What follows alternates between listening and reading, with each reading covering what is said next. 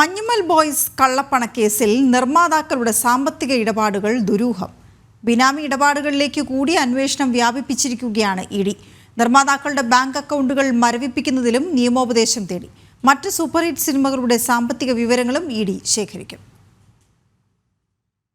Manjummel boys സിനിമയുമായി ബന്ധപ്പെട്ട കള്ളപ്പണക്കേസ് അന്വേഷണത്തിൽ നിർമ്മാതാക്കളായ നടൻ സോബിൻ ഷാഹിർ, പിതാവ് ബാബു ഷാഹിർ, ഷോൺ ആന്റണി എന്നിവരുടെ സാമ്പത്തിക ഇടപാടുകൾ, ബിനാമി നിക്ഷേപങ്ങൾ നടന്നിട്ടുണ്ടോ എന്നിവയിൽ വിശദമായ അന്വേഷണത്തിലേക്കാണ് ഇഡി കടന്നിട്ടുള്ളത്.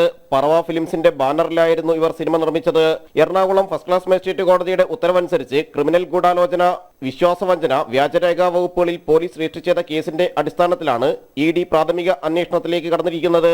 മഞ്ഞുമൽ ബോയ്സ് സിനിമയ്ക്കായി 7 കോടി രൂപ വാങ്ങിയ ശേഷം മുടക്കുമുതൽ പോലും നൽകാതെ വഞ്ചിച്ചെന്നായിരുന്നു അരൂർ സ്വദേശി സിറാജ് വലിയത്തറ ഹമീദിന്റെ പരാതി. 200 കോടി പിന്നിട്ട ആദ്യ മലയാള ചിത്രമെന്നായിരുന്നു അവകാശവാദം. എന്നാൽ കളക്ഷൻ പെരുപ്പിച്ചു കാണിക്കുന്നത് കള്ളപ്പണം വെളുപ്പിക്കാനാണോ എന്നാണ് ഇഡി അന്വേഷിക്കുന്നത്. തമിഴ്നാട്ടിലും റെക്കോർഡ് കളക്ഷൻ നേടിയെന്നും നിർമ്മാതാക്കൾ പ്രചരിപ്പിച്ചിരുന്നു. കഴിഞ്ഞ 5 വർഷത്തിനിടെ കോടികളുടെ കളക്ഷൻ നേടിയ എല്ലാ സിനിമകളെക്കുറിച്ചും ഇഡി അന്വേഷിക്കുന്നുണ്ട്. കളക്ഷൻ തുകകൾ സംബന്ധിച്ച കണക്കുകളിലെ കൃത്യത, കള്ളപ്പണം വെളുപ്പിക്കലിന് സിനിമാ നിർമ്മാണങ്ങൾ മറയാക്കിയിട്ടുണ്ടോ, നിർമ്മാതാക്കളുടെ സാമ്പത്തിക സ്രോതസ് എന്നിവയിലാണ് അന്വേഷണം. കള്ളപ്പണം വെളുപ്പിക്കാൻ സിനിമയെ മറയാക്കുന്ന നിർമ്മാതാക്കളുണ്ടെന്ന വിവരം ഇഡിക്ക് ലഭിച്ചിരുന്നു. സംശയകരമായ സാമ്പത്തിക ഇടപാടുകളിൽ നിർമ്മാതാക്കളെ വിളിച്ചു വരുത്തി വിശദമായി ചോദ്യം ചെയ്യും. ജനം, കൊച്ചി.